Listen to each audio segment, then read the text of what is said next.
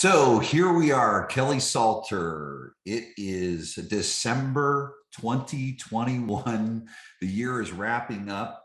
You officially opened in May of 2021, 11 agents in 6 months, 115 closings. First of all, congratulations. Second of all, how the hell did you get here? Thank you, John. That's a great question. We opened officially May 1st. It was our grand opening event for all of our clients. We left a big franchise brokerage and decided to go on this wild ride in the Indy world and really just do our own thing. And that really has been my desire, is to blaze our own trail and to create our own community here in Eastern North Carolina of elite real estate professionals who truly have a heart for our consumer. So interesting, in our market, most of our clients become our friends. And the reason why: we serve a military market. We're often the first line of defense for our clients. They don't know which neighborhoods, they don't know which schools, they don't know where do I put my little girl in dance or my little boy in t-ball, where's the best place to get my hair cut, or where's the closest Publix. We are their transition into our very transient community, and that has created an incredible community of past clients and friends for us to draw from. And my husband and I really looked at my business and how we had grown and wanted to truly be able to do our own thing with our own brand. And we've amassed this incredible community of agents who are all on this journey with us, who are dedicated to excellence. And we've done really well in year one. So we started with just a couple of agents working out of the bonus room of my house while we were building our office space. And we grew from a couple to a few, and a few to, wow, we're out of desks. And now, as we sit here at the end of December, we're ordering more chairs. And my assistant calls me and says, we have to have more accounts. We need more resources. We just hired another transaction coordinator. We're hearing from the trenches, we need more support. We need more help. We got to get more. And that's fine as we look at how we're going to house the next set of agents that are joining our community here. A couple of things that I heard. We haven't had this conversation specifically, but it's something I'd shared with someone else, and it's, where our principles align and knowing each other really well. Is what I heard you say is that you're not focused on the home, you're focused around the life they're going to live around the home, which is so important. And with that in mind, you don't have to sell people. I mean, you're just seeding the next step because you're doing the good old know, like, and trust. Let me ask you this, in looking at it, because I think this is the thing that makes you stand out and all of your peers who we're great friends with, is along the way, have you ever known what the hell you were doing? No, not a day. Talk about that, Kelli. This is so important. Talk about this, because one of the things I want people to really hear is, strategies and tactics, and you're competent and you're skilled and all those things, but you've got to be brave. Yes.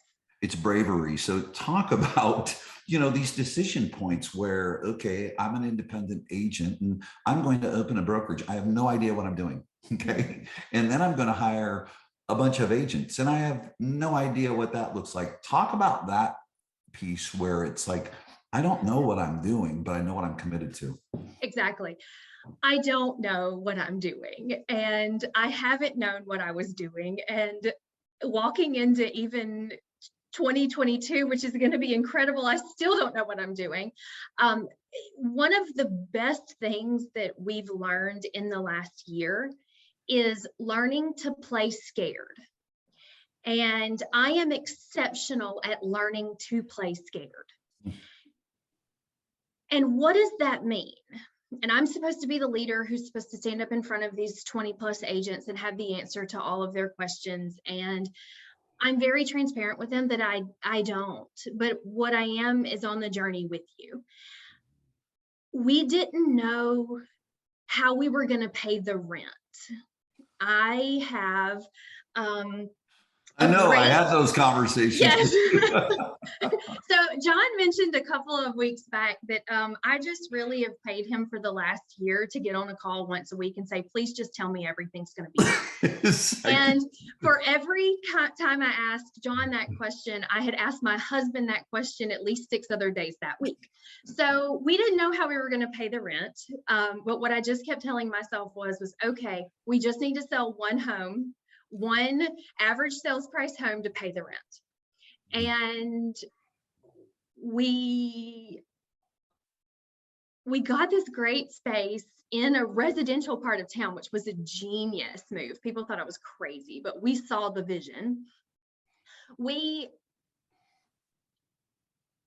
just did the next right thing. And for us, it was moving to literally a shell space. When I got this building, it had 4 walls and that was it. No ceiling, it had a shell, and we built it from literally nothing into a beautiful office, very welcoming, a place where, all of us really do enjoy coming.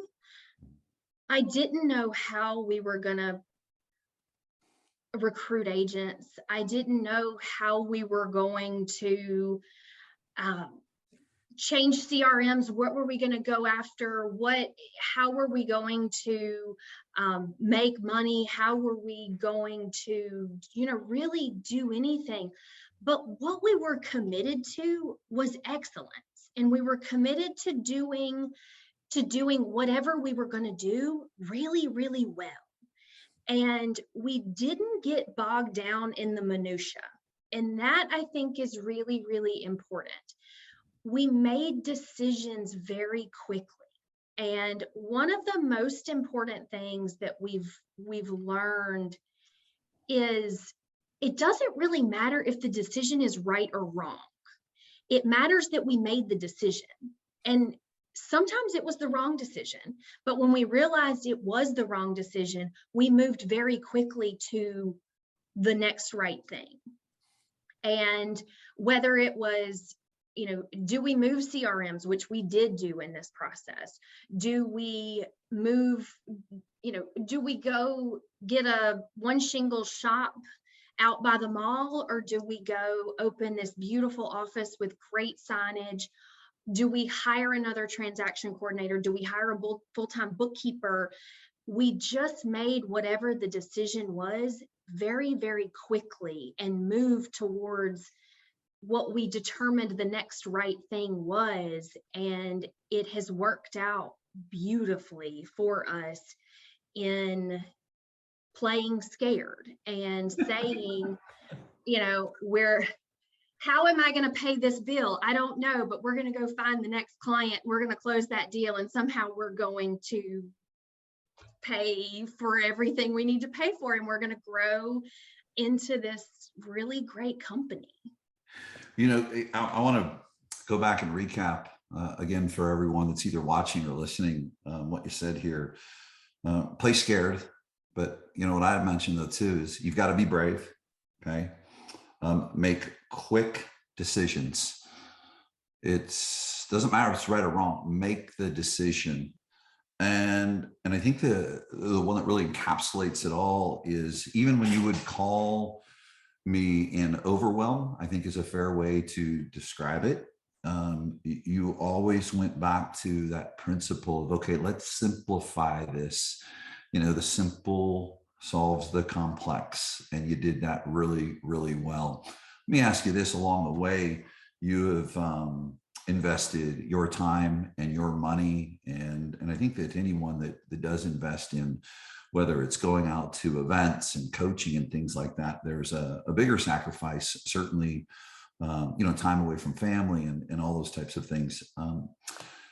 You got to hear. So what would you say to people? Because again, people joked about that, Kelli, they'd see you in the airport after one of the masterminds, I don't know, maybe a year and a half, 2 years ago.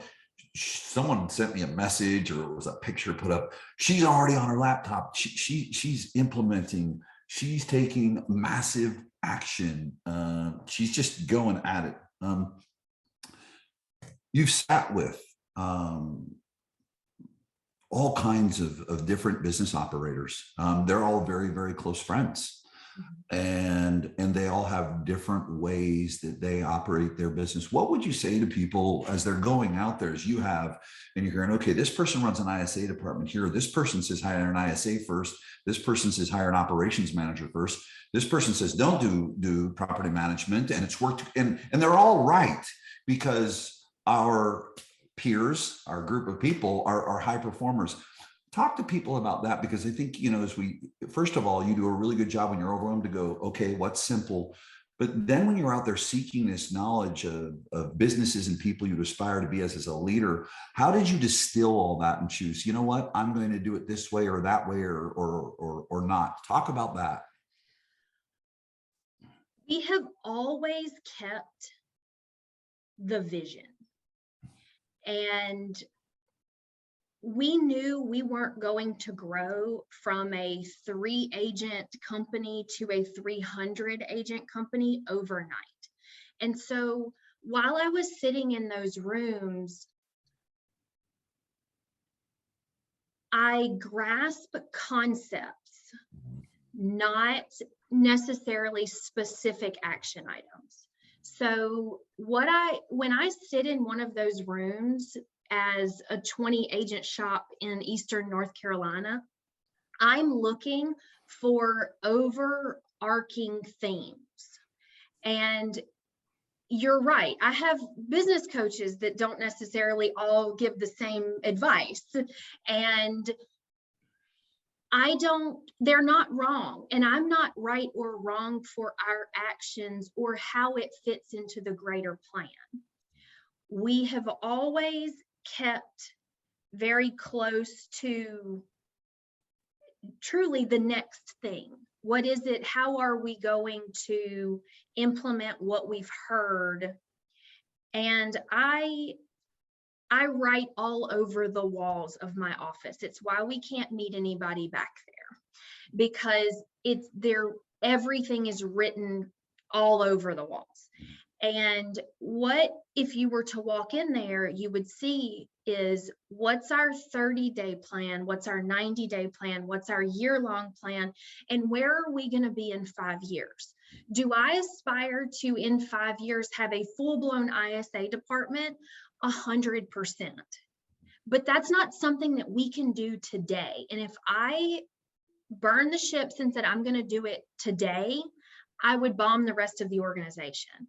And we keep very, very close to our hearts, what is the vision and how do we advance? What are the small steps that I can take every day to get us to the next level?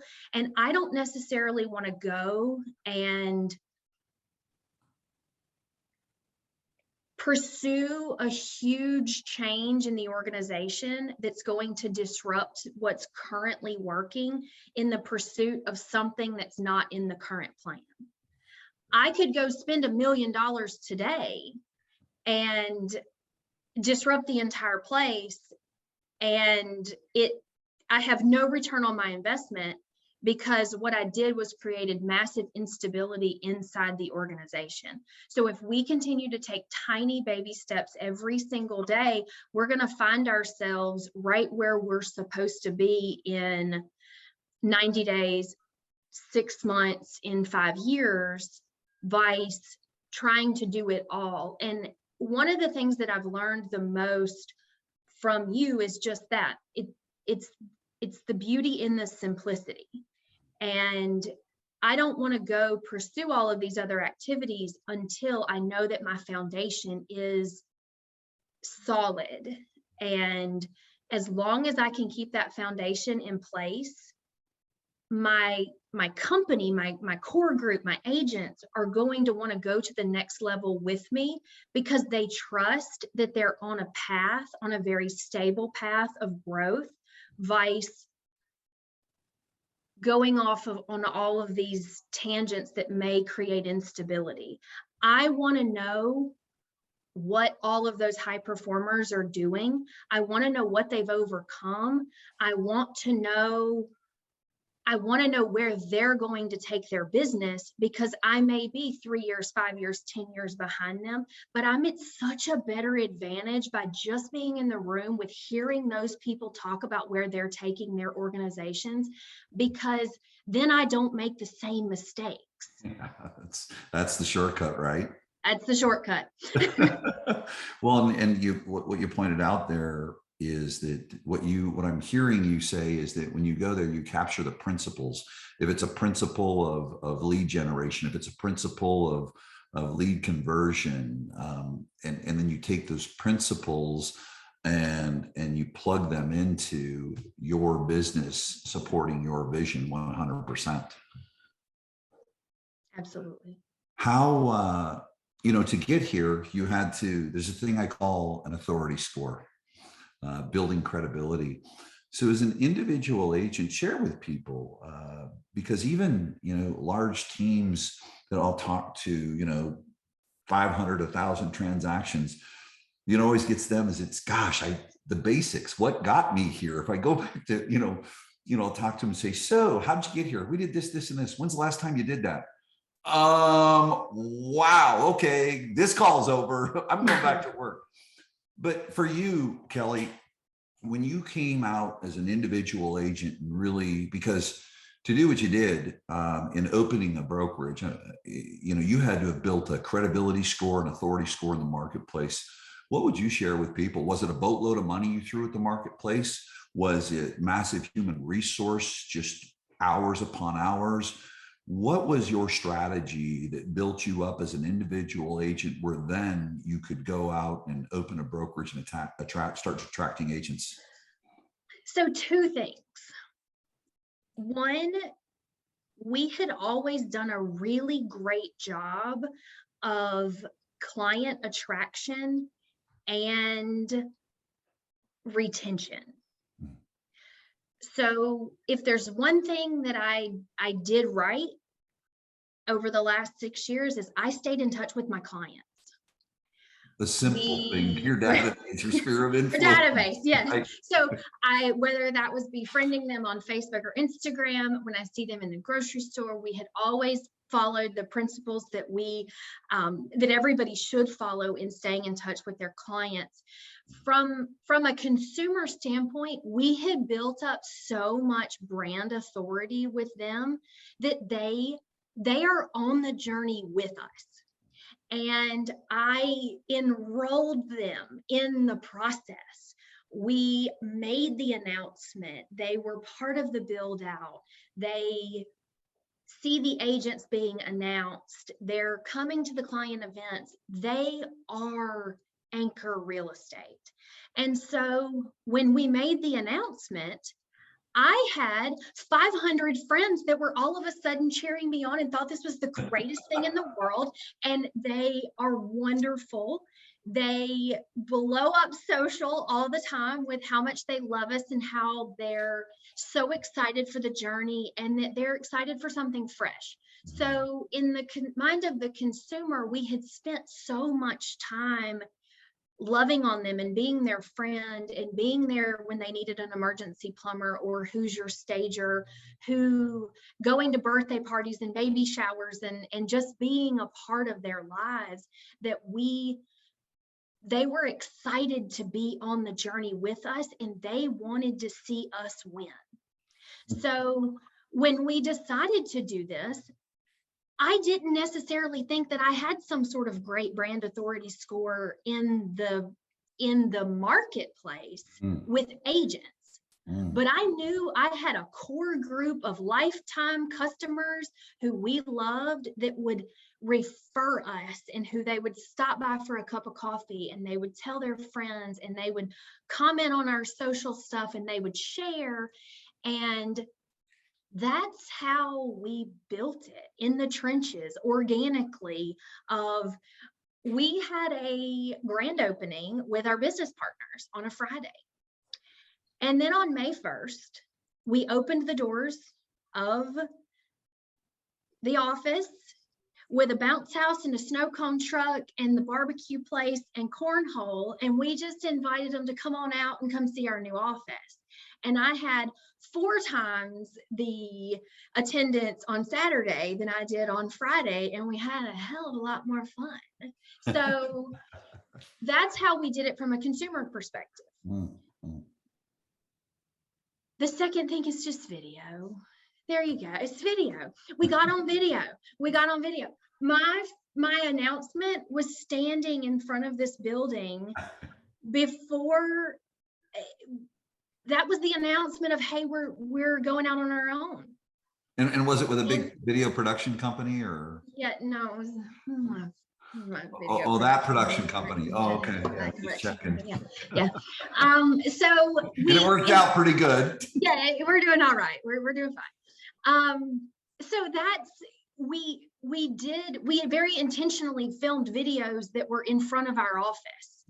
So we had a lot of great success with walking and talking, but we shifted a little bit when we started doing our market updates in front of our office. And we did it very, very intentionally because I wanted people to connect market update, Kelli Salter, Anchor Real Estate with that office.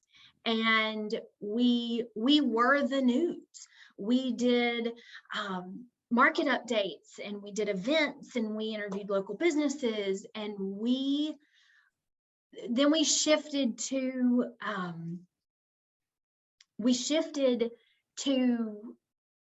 consumer awareness things. And then once we had our base and we were making enough money to pay the rent, because that's what I want you guys to hear that. I mean, John chuckles, but there was a day when I just did not, what was my biggest fear, John? I just don't want to run out of money. I just don't want to run out of money. Like my biggest fear is running out of money. And I remember the month that we did not have to go to personal savings to pay the rent. That's so cool. And my husband said to me, "You don't need any money this month?" And I'm like, "No, it's in the green. Like it's in the black. I paid the rent. I paid the rent. It was very I'm exciting. A big girl now. Yes, I am a big girl business owner now. I paid the rent." And so at that point we could shift then from not shift, but we could continue to do those activities that were consumer facing, but then also turn to our agents and how do we attract agents? How are we elevating our authority score with the agents in the market? And I intentionally recruit brand new agents. Tell me about that. Tell us all. I love brand new agents that have absolutely no idea what they're doing. They're my favorite. They are absolutely my favorite. They have no bad habits. They don't know. They have no doubt. They have no doubt. They're not going to walk in tomorrow and tell me your leads suck.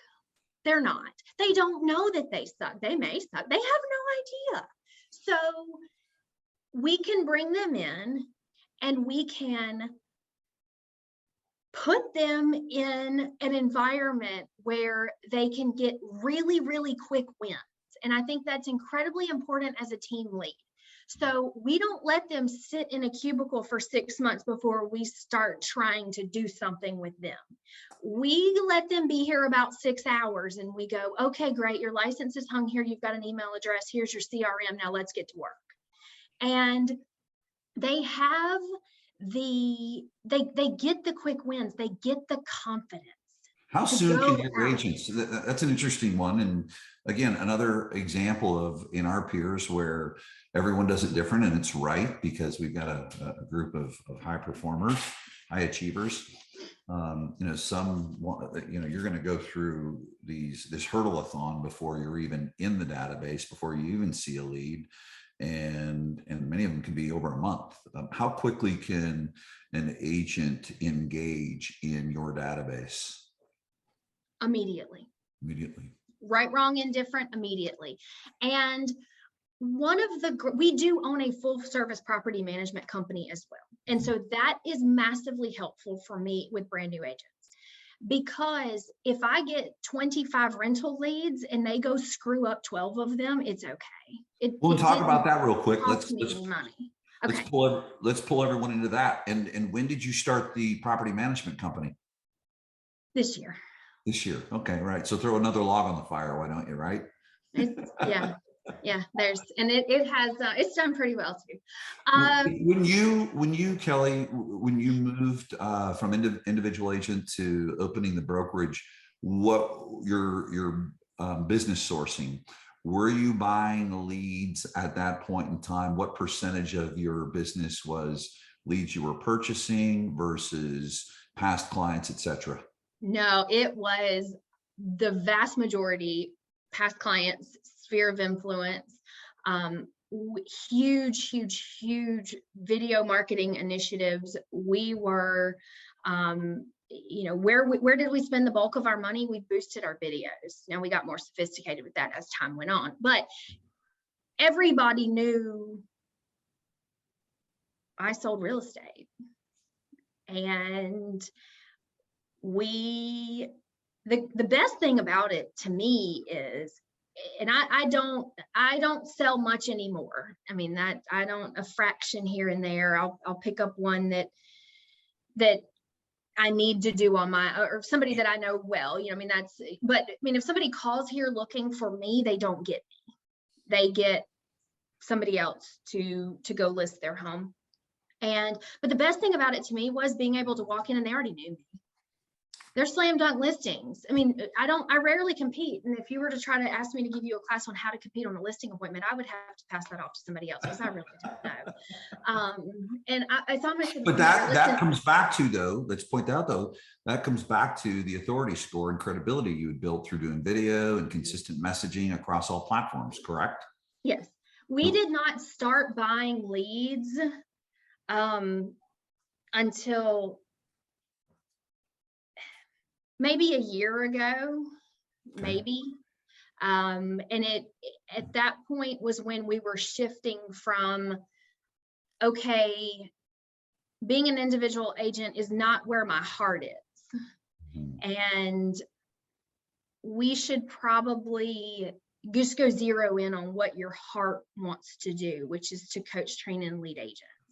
And when we begin to look at building the team, we knew that they would need leads in order to meet their personal objective, but also to meet the brokerage's objective for them. So even before starting the brokerage, we had gotten into some of the platforms that were PPC and Facebook leads to build up that database for them. And you ask about when do they start getting leads? Well, oftentimes we will sit them down with dead leads and say, go practice, go practice, go get used to being hung up on, go get used to being cussed out. And I have got a most precious agent who is an absolute rock star. And do you know her favorite thing is to get hung up on? Because she calls them right back and she says, I think we got disconnected. I love it. She's 20 years old. And in the first 6 months at our brokerage, she sold 14 houses. So I'm conditioning them to make the calls, do the activities, make the calls, do the activities. We walk alongside them. And we do a far more practical application than some of my peers. Our classroom is when you're on a buyer appointment with a seasoned agent, when you're going to a listing appointment with our lead listing agent, when you're sitting in, so our office is set up to where we have like a bullpen. So they're all in there together. There are no walls here. If you've got a secret, you might better go outside because somebody's going to know what your secret is here. But what that allows them not to do, they can't hide. They are hearing these tough negotiations. They're hearing these seasoned agents who are selling. I mean, I've got one that probably sold 70 homes and didn't make a phone call, don't tell anybody.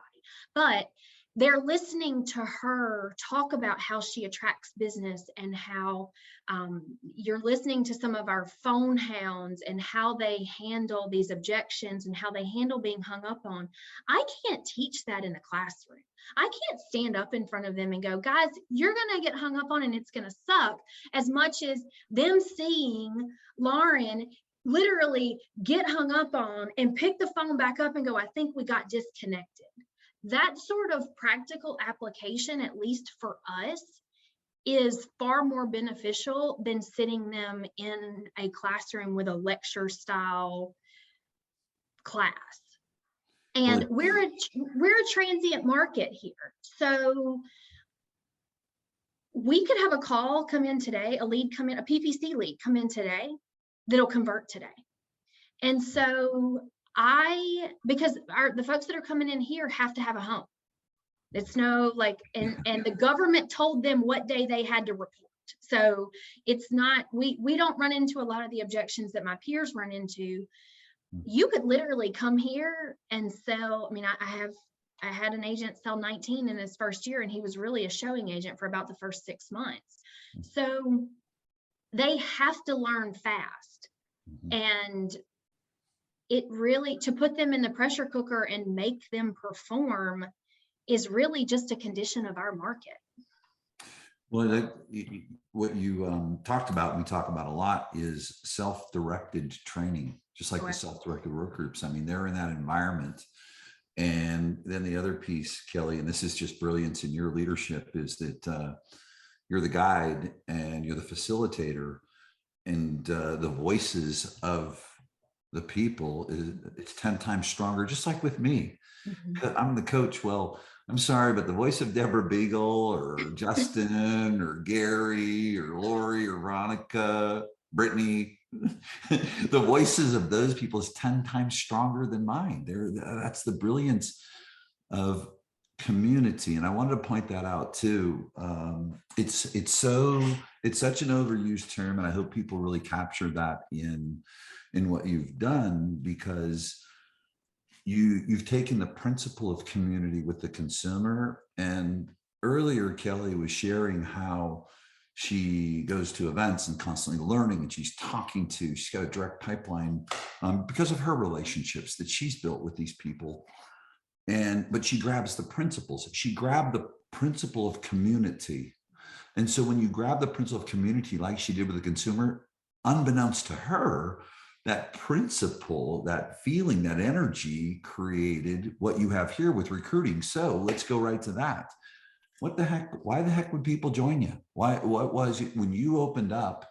Talk to us about the recruiting process. Why were people joining you? What were you, for lack of better words, selling? I don't care. We can say attracting people to, but listen, it's a sales process. It's like a lead. What were you selling people, Kelli? Community. Yeah. Every day. I mean, it's just, and one of the things that if you want to go build a team, the first thing that you have to get really, really clear on is your vision. What does it look like to be a part of that team? And what does it feel like to be a part of that team? And and I say we because it was very much my husband and I sat down and we said, what does it mean to be a member of the Anchor Real Estate team? What does it feel like to be here? And I have an absolutely beautiful office, and we did it very intentionally. You want to be here. You want to come. You want to be here. And we talked a lot about what did it mean to be a team member here. The market in my area, which I'm sure everybody's area, is extremely cutthroat. And having been an individual agent at a very large brokerage, it's also very lonely. And we decided what we wanted it to look like. What did it feel like? What did we believe? And how were we going to approach everybody at Anchor Real Estate having the same experience from a consumer perspective? How was everybody going to get the Kelli Salter white glove level of service at Anchor Real Estate? Because I wasn't going to be able to do it all. But how are we going to coach our agents into, this is how we sell real estate? This is how we do things. We wanted to have the most educated real estate professionals in our area. We wanted them to be the best coached. We wanted them to be the best knowledgeable. We wanted them to be the best marketers. We were very clear on what community to us looks like. And we don't do life or real estate alone. And I cannot emphasize how important that is. My folks, and as we sit here today, it's holiday. Most of my agents are not from here, so they go home for Christmas, right? Okay. Sure. So you got to go see mom and got to go take the kids to see grandma and those. What I have watched over the last 2 weeks is a group of people pitch in together to help each other out. And I commended them yesterday on how well we've got some that are, we've got a transaction coordinator that's very, very ill. And we have, you've watched agents jump in and be like, you know what, I got it. Don't worry about it. I'll send that contract. I've got this. You watch agents just come together for the common goal because they know what the common goal is. And they know that one day your time is going to come where you're going to need to ask for somebody to cover a walkthrough, or we cover a really big area, a really, really big area. And so you may be stuck at a showing appointment literally 75 miles from your afternoon appointment, and you get hung up and you need somebody that lives closer to that afternoon appointment to go cover that for you. They're in the game together, and they know that their success doesn't dim someone else's light, and someone else's success doesn't take away from their success. And that's unusual. It's extremely unusual for our market. Have you, so this is really good. A couple questions in that same vein, because I think this is real important. Everything you're saying is very important. I appreciate you, and I'm sure everyone else does who's watching or listening to this. Have you been able to predict who's going to be productive? No. Okay. How quickly do we recognize after we've made the hire? I say you, but if you're talking to everyone else, because I think it'll resonate. How quickly, real quickly, do you recognize when you know someone's not a fit? Real quickly. And how quickly do you make a decision? Real quick. Yeah. Real quick. And I want to point that out, because you talk about everyone as you're watching and or listening is that, Kelli's got this great community she's talking about. She's not saying it's perfect, but what happens, the mistake is that people keep people around too long, and the people that don't belong will poison the well. Yeah, I know, John, that's simple. Well, but here's the piece though. We know this, we've seen it. People will hold on to people but I put so much into trying to recruit them. or the money. And we've watched our friends, they don't mess around. Money don't matter if you're not aligned to the principles. Yes. I mean, it's not going to happen. So I just want to, no one's been able to predict who's going to be productive and who's not. I mean, and B, you've got to make those really, really quick decisions. And again, coming back to good old community every single time, 100%. Right now, Kelli, your business, what percentage would you say going into, and we'll save this for the last, because it was so wonderful in our last coaching call. You just came in, I'm doing A, B, C, D, E. I'm like, oh, this chick is freaking clear. So let's not go into that yet. But if you're looking at the end of 2022, closed units, not the number, but what percentage would you say is going to be company generated? In other words, leads you provide to the agents, and what percentage, how do you think the breakdown will be as far as agents generating their own business? In next year? Yes. Probably 60-40, 60 generated by the company, 40% agent sphere or agent generated. None of my agents do any sort of buying of leads on their own. So I have a group of all but maybe a handful, maybe 4, that are first-year agents.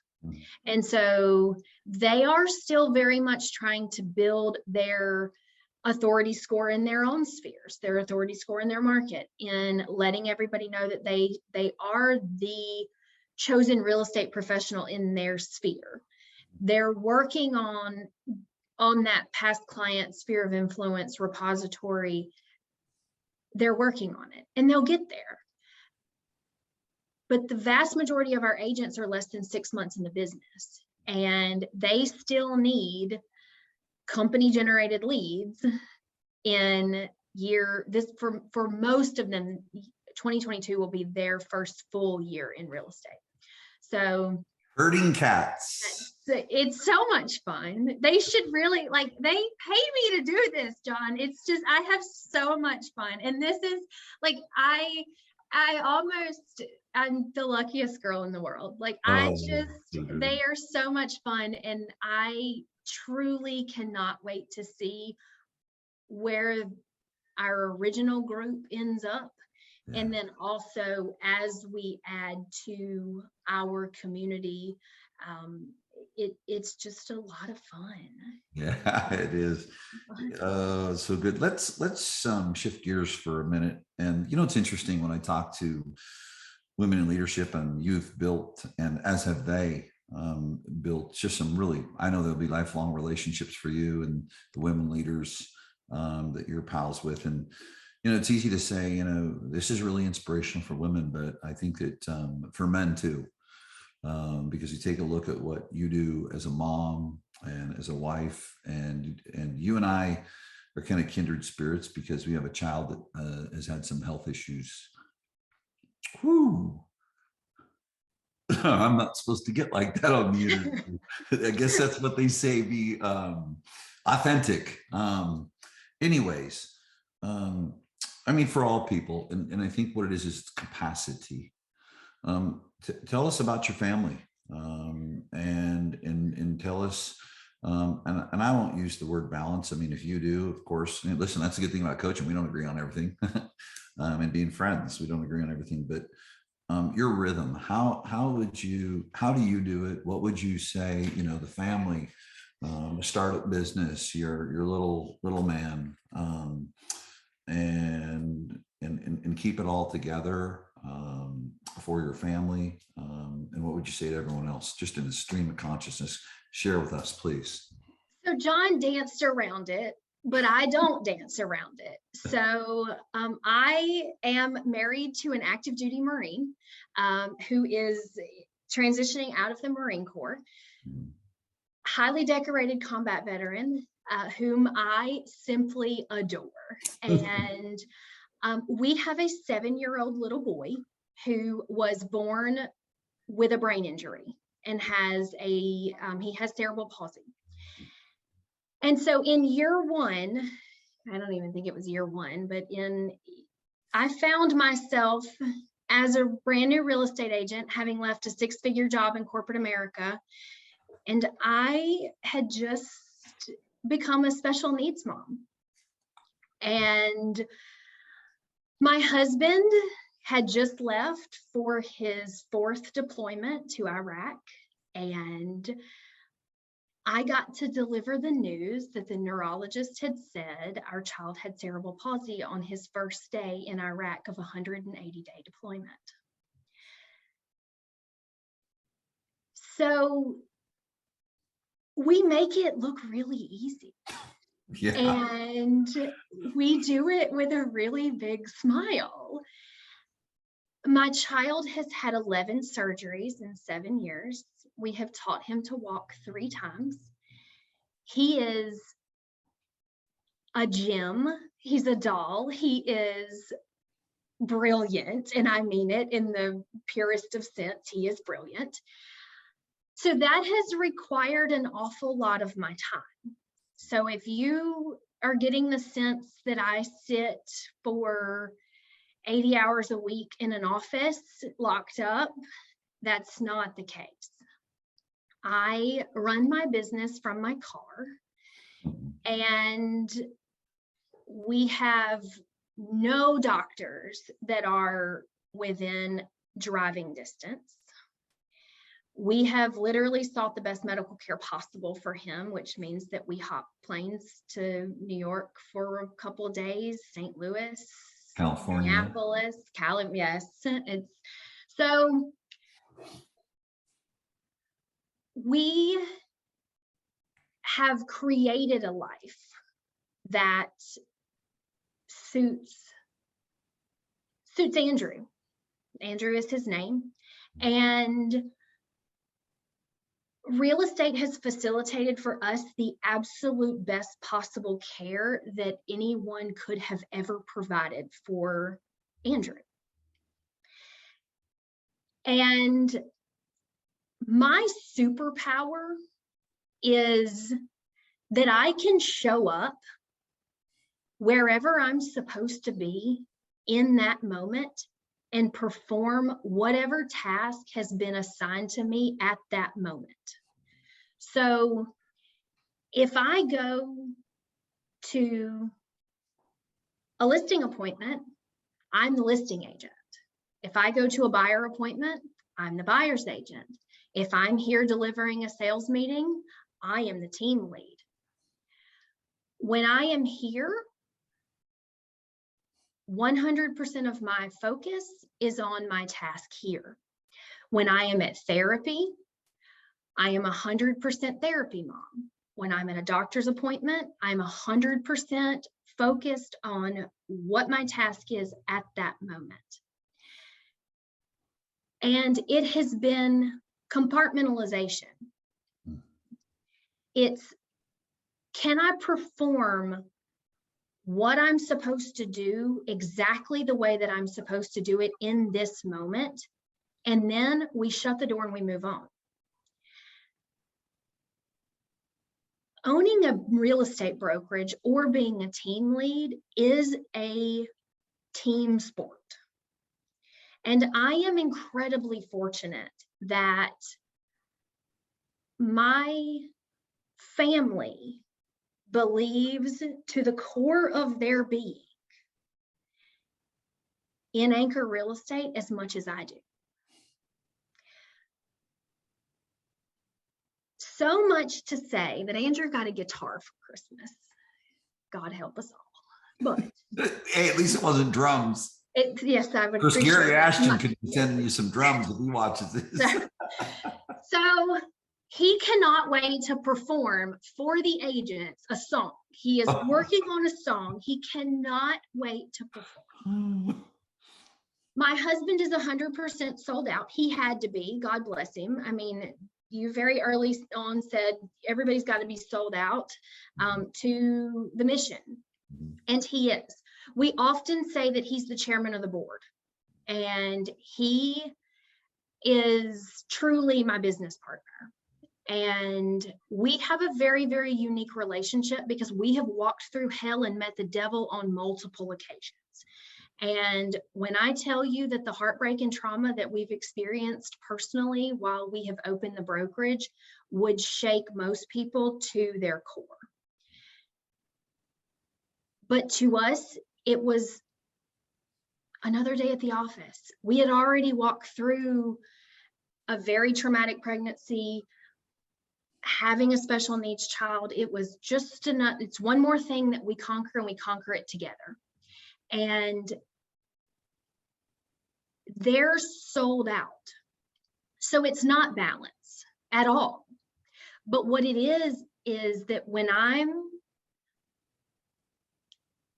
didn't take a single call over Christmas. About 2 years ago, we decided that Christmas was Christmas, and by God, Christmas was going to be Christmas. Like, I mean, my phone doesn't ring. I do not perform any sort of life-saving services, folks. Like, I mean, if you need brain surgery, I've got a phone number for you, but it's not me. There was no reason for me to be on the phone over Christmas. So there's no reason. I don't answer the phone after 9 o'clock. You can't get me. You have to double dial me after 9 o'clock in order to get me. My agents know that in the event of a crisis, you're going to need to call Michael because you're not going to get me. We created boundaries around what was going to be family and what was going to be brokerage. And the lines are sometimes blurred, but we know that we have a greater goal, and we've been called to a greater purpose than today. So we were willing, very much willing, to look at each other and say, this is going to be hard, but we know where we're going, and we know what life's going to look like when we get there. So we'll sacrifice these couple of years to build this organization that will then give us the freedom to do the things we've always wanted to do and have the things that we've wanted to have. And my feedback to moms, we're a super, super working mom friendly organization. There's a small couch behind me that is full of toys. And the room beside me has a television, and all of our staff members have goldfish snacks stuffed in their drawers just in case we need to quiet somebody's child. It's really is a very, very family friendly organization. You can have it all. You can have it all. But you have to decide what having it all looks like to you. And once you define what that looks like, and you get your core people around you, you go chase what that is. And I tell that to my moms in our office. You've got to know what this is going to do for your family, because when you are in the trenches and you're 2,600 phone calls in, and you have to know what it's going to do for you in the long run. Otherwise, getting hung up on is not the funnest thing, unless you're Lauren, in which she loves it. But it's you can have it all. You just define what having it all looks like, and know in your heart that everybody doesn't have to agree. And my life isn't going to look like the person beside me's life or the person to my left or right. It's not going to. The only thing that matters is that my objective is met for the 3 people that live in my house. My goals don't look like, I have agents that'll sell 100, and I have agents that'll sell 20, and they're both just as happy. And that's good for you, because you define. And when they're little, it might look different than when they're 10, and then they're opening doors with you and they're explaining the contract, because mine can. And it's so rewarding as a mom to be able to provide the best medical care, but also the best education.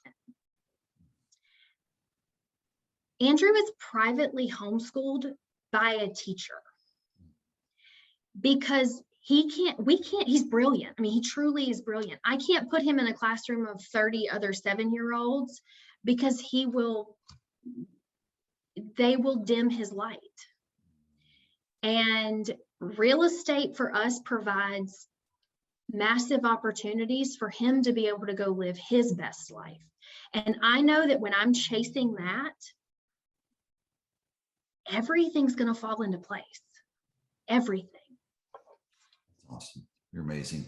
I want to say a big, huge thank you for hitting on all sides. I think that the personal aspect of it for all of us, women in leadership, men in leadership, and then your journey. With that, share with us 2022, what is going to happen specific, just like you spat it off to me. If we're having a conversation a year from today, what have you accomplished in 2022 with your business? We have doubled our agent count, so we're at 40 agents. We've closed 500 sales. 500. We have 650 5-star Google reviews. We have 150 properties in long-term property management. We have bought our building, and we have built out the rest of the building so that I have a place to house all these folks. It's awesome. Pay attention. The numbers aren't what are important. Her absolute clarity and conviction and internalization of it lets us know that she owns it. And simple exercises like that. Let's close on this. What is the single most important thing that you would share with anyone out there growing a team or growing a brokerage that they've got to do every single day?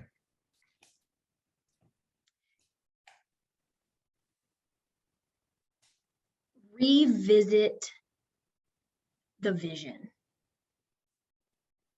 Revisit the vision.